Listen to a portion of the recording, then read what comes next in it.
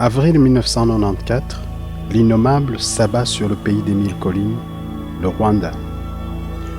Devant les télévisions du monde entier, la barbarie humaine a dépassé les limites de l'entendement. La machette et les gourdins sont devenus des armes absolues. Bien des années après, les rescapés continuent d'enterrer les dépouilles de leur famille dans la dignité. Depuis lors, l'eau ruisselle, naturellement. Des gens vaquent quotidiennement à leurs activités. Les constructions modernes fleurissent ici et là. La vie semble avoir repris son cours normal. Les survivants de ce déni de l'humanité sont nombreux au Rwanda et partout dans le monde. En avril de chaque année, ils commémorent leurs familles et leurs amis. Nous avons suivi 3 d'entre eux, Deo Mazina, Marie Nyonese, qui vivent en Belgique, et Révérien Rurangwa, qui vit en Suisse. Malgré le traumatisme subi, ils ont pu se relever et s'adapter au monde occidental. Ils nous relatent leur calvaire pour que nous sachions que quelles que soient nos souffrances, nos doutes ou nos échecs, nous pouvons choisir de nous relever et vivre pleinement. Ils nous invitent à nous battre pour cette vie que nous avons reçue. Survivants, direz-vous? Non, ils sont vivants. Deo a su transformer son passé douloureux en se dépassant. Il est aujourd'hui chercheur épidémiologiste à la Commission communautaire commune de Bruxelles et à l'Université de Liège. Il est également poète. Dès son plus jeune âge, 4 ou 5 ans, il vivait déjà dans la peur.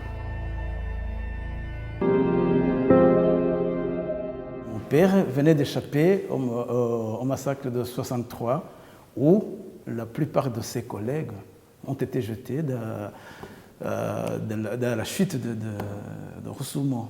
Très tôt dans l'enfance, j'ai vécu la suite de ces massacres parce que dans mon entourage, je ressentais cette haine raciste en fait. Ce fut le premier contact douloureux que j'ai vécu parce que dans l'entourage, on me répétait les mots du genre tu es trop grand, tes jambes, on va les diminuer pour qu'elles soient de la même taille que les autres. Dès que j'ai commencé l'école, il y avait une pratique qui était connue, mais actuellement on a tendance à l'oublier. Mais au niveau de la classe, la première chose qu'on faisait, c'est de faire lever les Tutsis et de les mettre à part pour les séparer des Hutus. Moi, en tant qu'enfant, j'étais naïf. Je ne dirais pas naïf parce que déjà je connaissais l'histoire des jambes. Et les jambes, j'étais déjà au courant que c'est parce que j'étais Tutsi.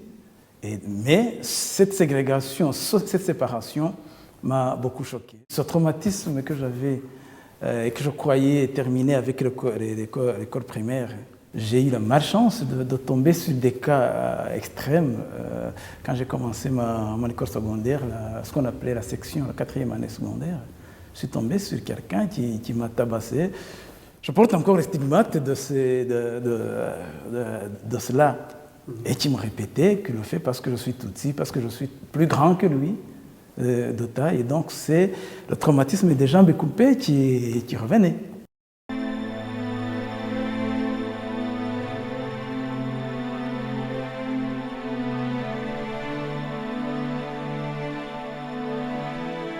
Comme Deo, Marie a repris goût à la vie.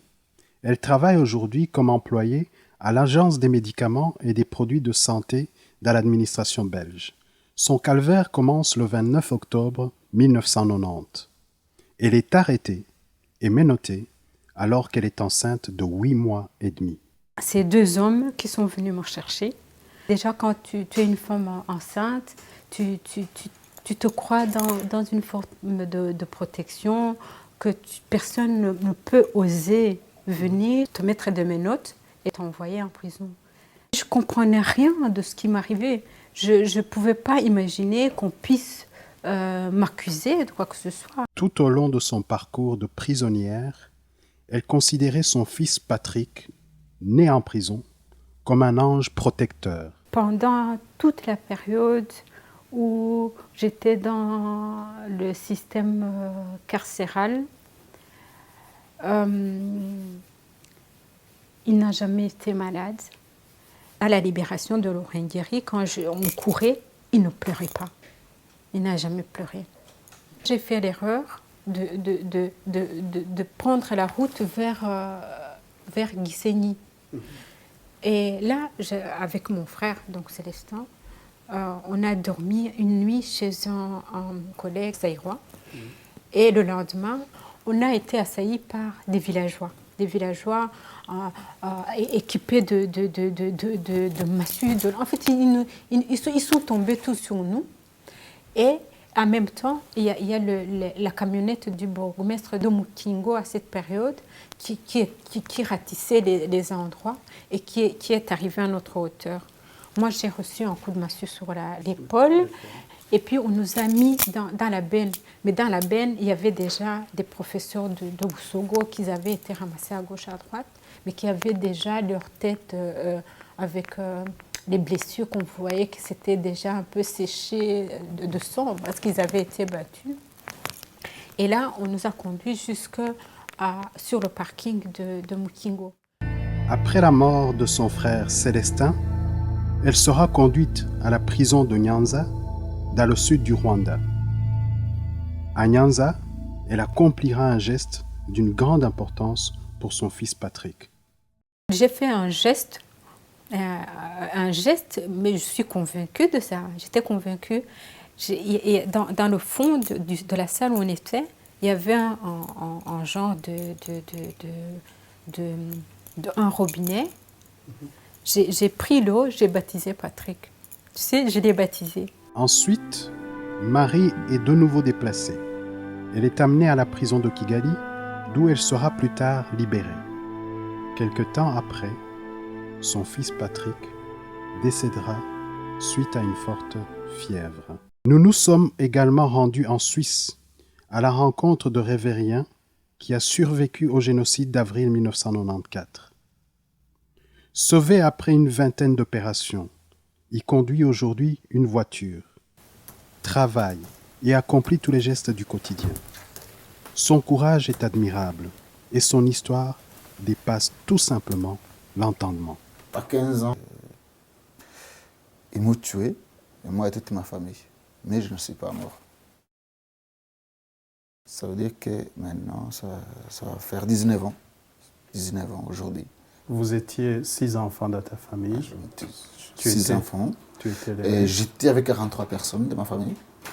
Parmi les 43, il n'y a que moi. Je suis resté. Mais je ne suis même pas resté en entier. Parce que je suis quand même resté avec un bras, avec un œil. Comme vous pouvez le voir sur moi, j'ai des cicatrices. Et avec un bras, avec un œil. Parce que j'ai porté des lunettes, mais ça, c'est une prothèse. Ça, c'est un verre. J'essaie de voir à mon plus jeune âge, de 15 ans, autour de mes parents, je vois encore l'image de tous ces Hutus que mes parents ils aidaient. Jamais, je n'aurais imaginé que du jour au lendemain, que ces mêmes voisins, Hutus, ils viennent, qui le tuent à la machette. En fait, j'ai grandi trop vite.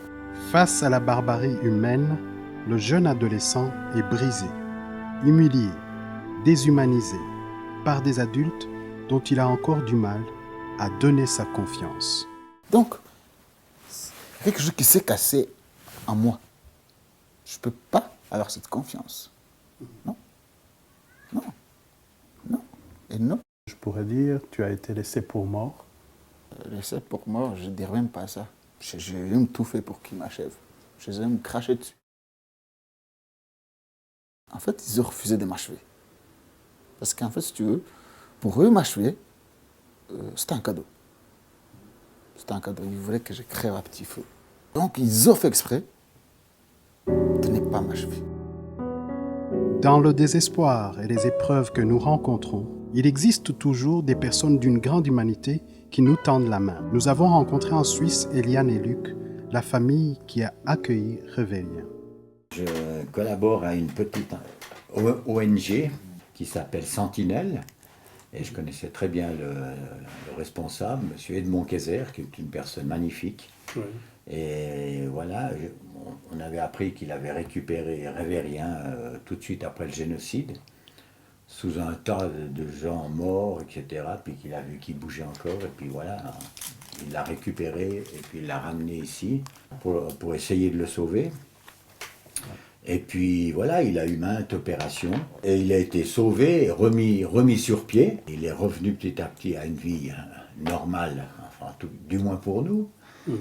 Et puis après, voilà, comme il avait plus de famille, plus personne, ils m'ont demandé si je pouvais faire quelque chose avec lui, si je voulais le prendre, se faire un essai avec lui, prendre quelque temps, m'occuper. Voilà, il cherchait une famille pour le placer.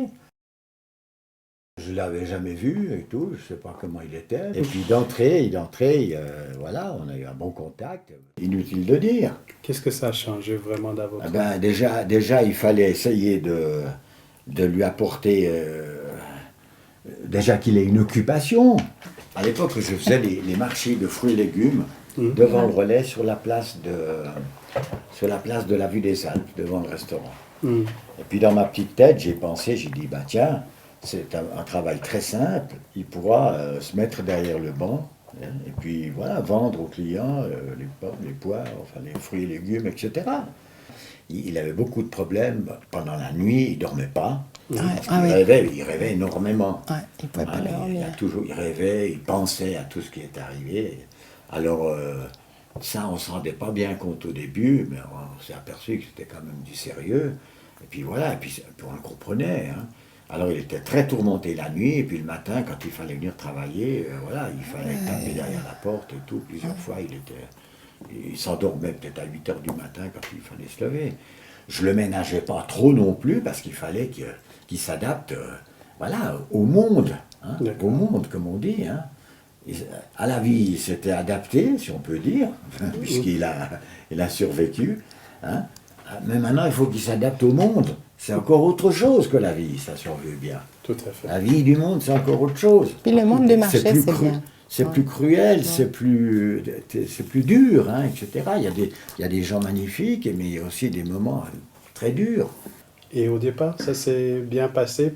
Il a pu parler comme vous espériez? Eh bien, il ne parlait pas trop, mais surtout quand on était là. Alors après, petit à petit, au fil des jours, on l'a laissé un petit peu seul. Et puis après, voilà, une fois qu'il savait les prix et tout, voilà, il savait quand même un peu calculer.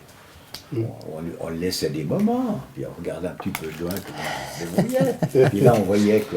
Alors voilà, c'est là qu'on voit aussi les gens qui sont chouettes, qui jouent le jeu, et puis d'autres qui sont comme la lune. Hein.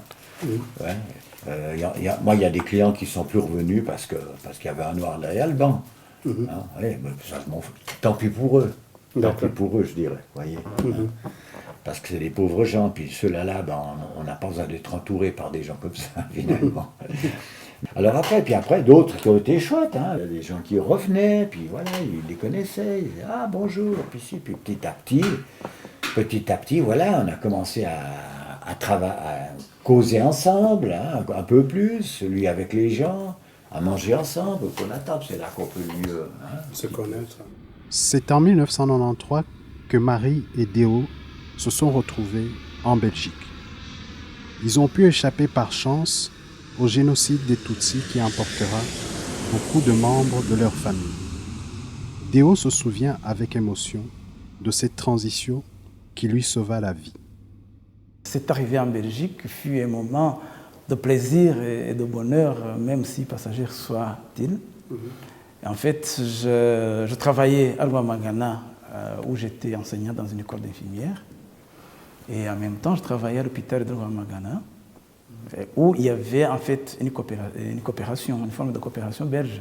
Je ne suis pas passé par nos compatriotes, c'est passé par un des coopérants belges qui m'a aidé à obtenir un stage. Et cela, c'était en 1993.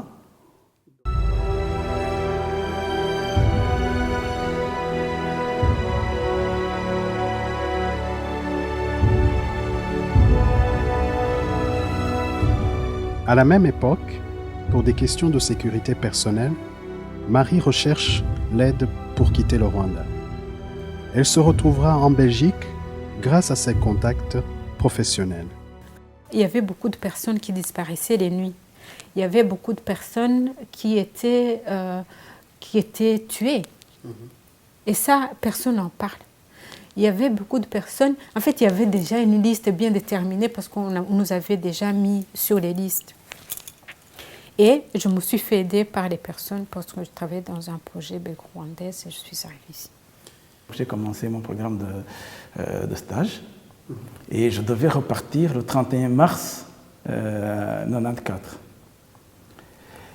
Au moment je fais les adieux et le lendemain, je téléphone à Kigali et la première réponse qu'on m'a dit, tu es fou. Tu es fou pour venir à Kigali. Et donc, dans le moment d'hésitation, je téléphone à l'aéroport, je dis, je suis malade, j'aimerais reporter mon voyage d'une semaine. Imaginez-vous, une semaine, c'était quoi? C'était le 7 avril. Tout à fait. Et moi, le 6 avril, je fais une soirée d'adieu, une deuxième soirée d'adieu, prête à partir parce que je n'avais pas d'autre choix. Je ne voulais pas me retrouver dans une situation très difficile. Bon, je préférais rentrer chez moi. Et donc, j'apprends la nouvelle de l'avion du président qui est tombé. Et donc, tout bascule à partir de ce moment. Et j'entre dans la clandestinité. Hein. Il n'y avait pas d'autre choix. Et donc, c'est après que je suis allé demander l'asile politique en Belgique. Et ça n'a pas été facile parce qu'ils ne croyaient pas que j'étais réellement menacé. Et donc,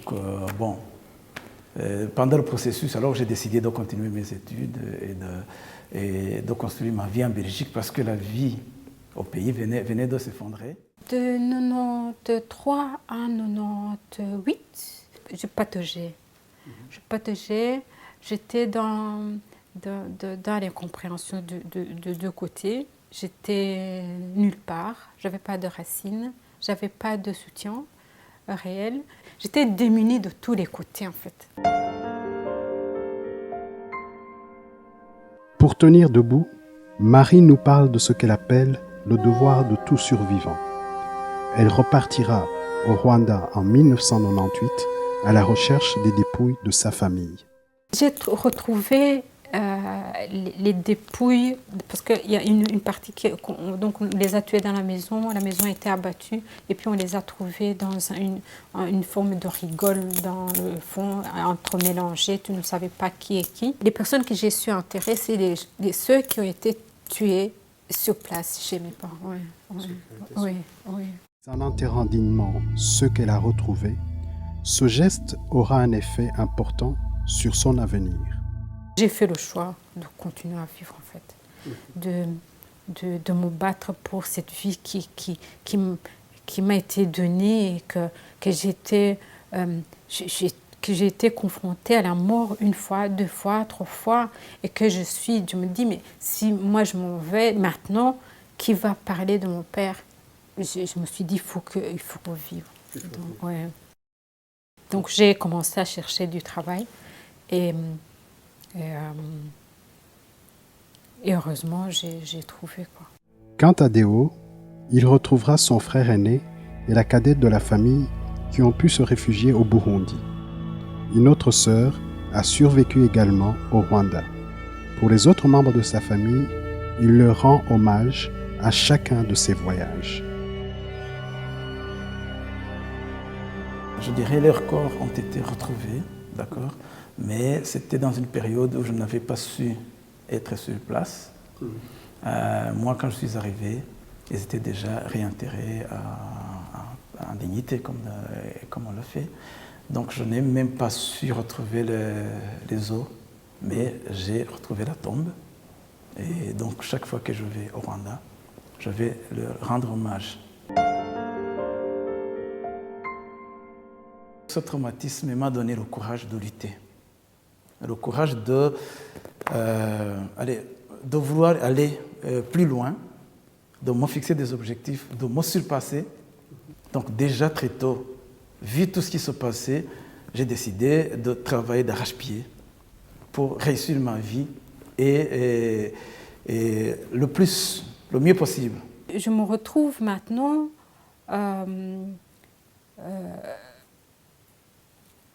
survivante d'une toute une famille. Donc, quelque part, c'est pas moi qui me donne cette responsabilité. J'ai cette responsabilité de rester en vie et de me battre, non seulement pour moi, mais pour eux et pour leur mémoire. Parce que, comme je dis toujours, c'est pas parce que les gens sont endormis sont tombés dans les croyances religieuses ou quoi. Pour moi, personnellement, les gens que j'aime, tant que j'en parle, tant que je les aime, ils vivent. Donc, je suis restée pour ça. Et pour les vies à venir aussi, pour mes amis, pour mes enfants, pour ma vie, pour la continuer, pour tout simplement.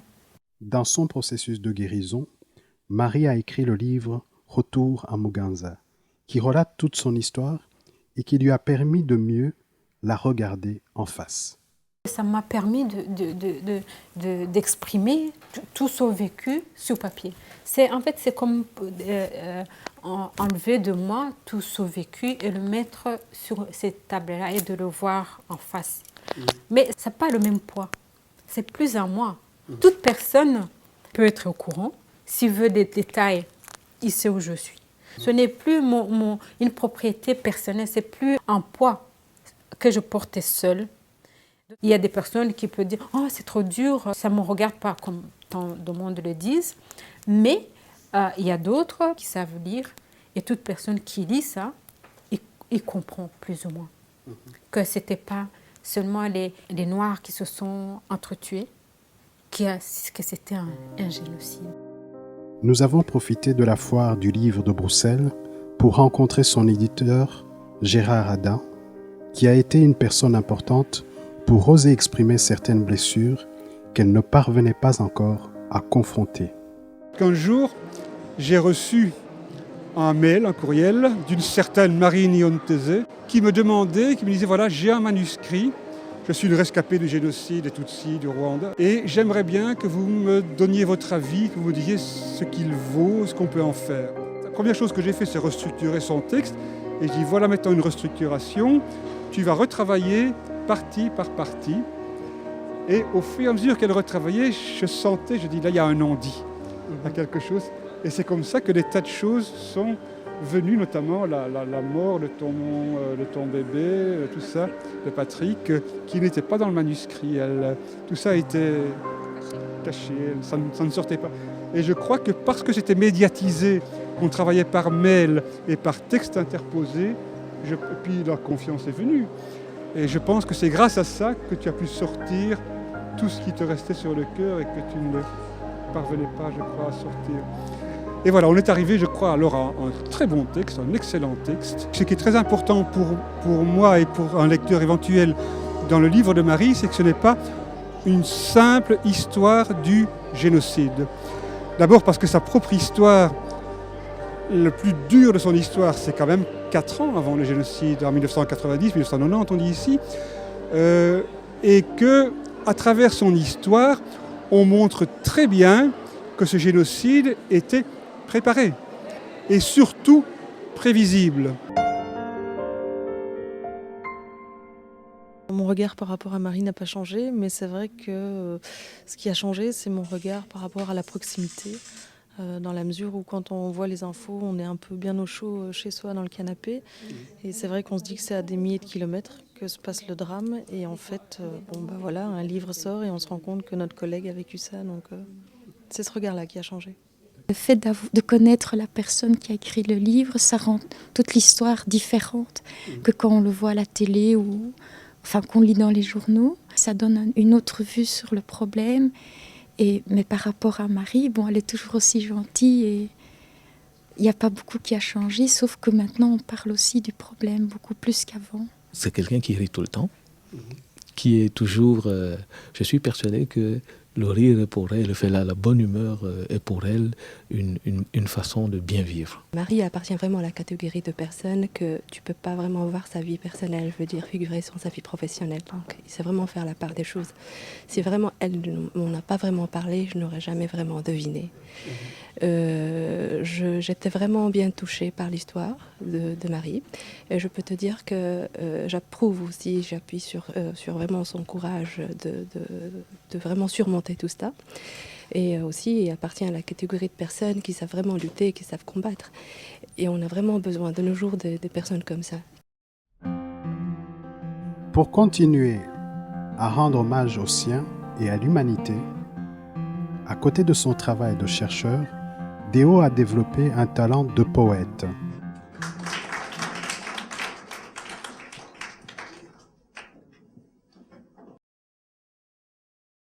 Souvent dans la nuit, je faisais des cauchemars et c'était dur pour moi. Et ça, même avant le génocide. Et après le génocide, ça s'est multiplié, donc ça c'est sûr. Donc je le faisais beaucoup plus souvent. Et à partir du moment où j'ai commencé à écrire les poèmes, ça m'a fort aidé, ça m'a guéri, je dirais. C'est une thérapie que j'appellerais autothérapie et que je conseillerais à tout le monde en fait. Même si le don de poésie n'est pas donné à tout le monde, chaque personne peut écrire d'une certaine façon son histoire. Et ça, je pense que ça peut beaucoup l'aider. C'est comme ça que dans mes poèmes, je parle de la rage et du ravage. Ça, c'est la colère que j'ai éprouvée contre ce qui s'est passé, mais une colère qui n'est pas subversive et qui n'est pas revancharde, si je peux dire, mais une rage de vivre et de bien vivre, mais aussi de faire vivre tous ceux qui ont vécu la même chose que moi, mais aussi, c'est utopique de changer l'humanité. Nous nous sommes rendus à Liège à la rencontre du professeur Mériot, qui a joué un rôle important dans le développement de Déo et surtout dans la confiance en soi. Je voulais dire que le professeur Mériot, c'est quelqu'un de soutenant. Je me suis senti à l'aise avec lui, je me suis senti valorisé. En fait, vous savez, quand on a vécu des situations difficiles, l'un des problèmes qu'on a, c'est qu'on se sous-estime parfois. Donc, on n'ose pas avancer. Et quand vous rencontrez quelqu'un qui vous soutient, qui vous valorise, qui vous met en avant, ça vous encourage et puis et vous osez avancer, vous osez vous exprimer. Le fait qu'on a bien collaboré, on a mis en place un projet, on l'a réussi. Et je voulais signaler une expression qu'il aime utiliser, qui fait plaisir pour quelqu'un comme moi, c'est qu'il dit « on est sur le même bateau ». Déo, j'ai fait sa connaissance il y a plus de 7 ans maintenant, hein, donc fin 2005. J'avais lancé une offre d'emploi à laquelle il a répondu. Et donc, il était parmi les personnes que j'ai rencontrées à l'époque. Il a dû pénétrer une thématique sur laquelle il n'avait pas encore travaillé, donc, puisque moi je travaille principalement sur la santé au travail. Et la première convention était vraiment en liaison avec la santé au travail, puisqu'il s'agissait d'une étude sur la lombalgie chronique. Donc je ne pense pas qu'à l'époque, il avait beaucoup de connaissances ni sur la lombalgie, ni je dirais, sur le contexte milieu professionnel. Et il s'y est engagé avec énormément, je dirais, d'ardeur, de conviction et avec énormément d'écoute aussi. On a eu la chance, grâce à sa persévérance, de publier un article sur le travail qu'on avait fait ensemble dans un très très bon journal américain, l'American Journal of Industrial Medicine. Ça, c'était un petit couronnement, disons, de notre collaboration, dont on est fiers tous les deux. J'ai eu la grande satisfaction de constater qu'il a pu s'insérer professionnellement dans l'Observatoire de la santé à Bruxelles, ce qui n'était pas gagné d'avance. Donc il avait fait ses preuves à mes yeux, il les a faites là-bas aussi. Et j'en suis très heureux. Donc Déo, c'est quelqu'un de très chaleureux, de très ouvert, de très souriant, quelqu'un qui a le souci de l'équipe, hein, qui va être un bon collaborateur d'équipe, qui va faire attention aux autres, qui va s'inquiéter de certaines choses, qui va remarquer certaines choses, et qui a le souci du travail bien fait. Je pourrais dire en un seul mot ce que je pense de Déo. Pour moi, Déo est un sage. Le sage, c'est quelqu'un qui a un cœur extraordinaire pour arriver à faire en sorte qu'une situation qui est atroce, qui est terrible, pour faire en sorte que cette situation qu'il a vécue soit un espoir pour l'humanité. Il n'est pas dans la rancune, il n'est pas dans le malheur, il est dans tout ce qui est positif. Chaque chose que je lui dis, si j'ai par exemple un coup de cafard, que j'ai pas le moral, il va immédiatement transformer cette pensée négative en pensée positive. Ça, c'est la sagesse.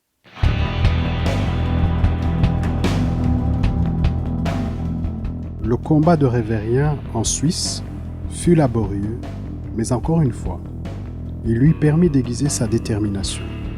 Pendant de longues années, il vécut sans papier.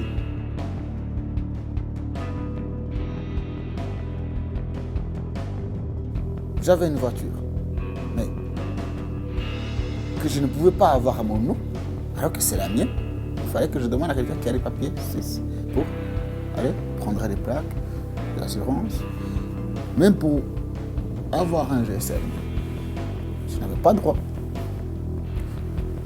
Je n'avais pas le droit de quitter le territoire. Même quand il fallait aller témoigner, ça fait partie de mes activités de tous les jours. Même à l'époque, quand j'ai fait mon permis de conduire, au départ, ils ont voulu me faire croire comme quoi je n'ai pas le droit de le faire.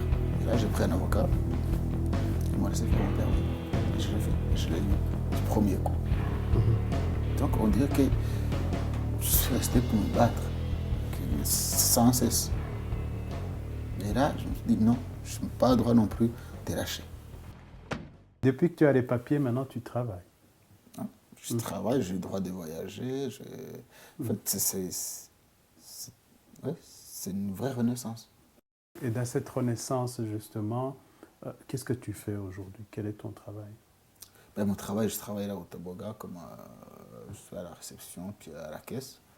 Où est-ce que tu trouves cette force? Où est-ce que tu vas puiser cette force, justement, pour continuer, malgré tout ce qui t'est arrivé? C'est les miens. C'est les miens. Donc, je ne crois plus en Dieu, mais je crois en l'autre. C'est eux qui me donnent la force tous les jours. Ils ont besoin de moi. Et ils ont besoin de moi dans le sens où j'ai besoin d'un ambassadeur. Et ça, c'est un combat qu'il faut reconnaître. Pas facile, mais important. Important, capital. C'est ma façon de leur dire. Je n'ai pas eu le temps de dire que je les aimais, avec tout ce qu'ils ont fait pour moi et comme ils m'ont arrivé. C'est une façon de leur dire que non, vous n'êtes pas fini. Maintenant, je sais me montrer, je suis encore là. Je vis encore, j'avance.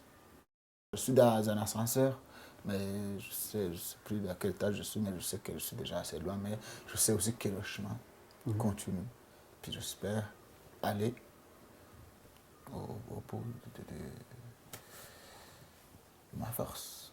Comme pour Marie et Déo, Révérien a éprouvé le besoin d'exprimer toute sa rage dans son livre Génocidé, qui a été traduit dans plusieurs langues. Même si la plupart, on n'a même plus de photos, mais je sais qu'en écrivant, même si demain ou après-demain, il m'arrive quoi que ce soit, ça restera une trace, on saura qu'ils ont existé. Je suis très contente pour votre permis humanitaire, plein de bonheur, baisse jamais les bras.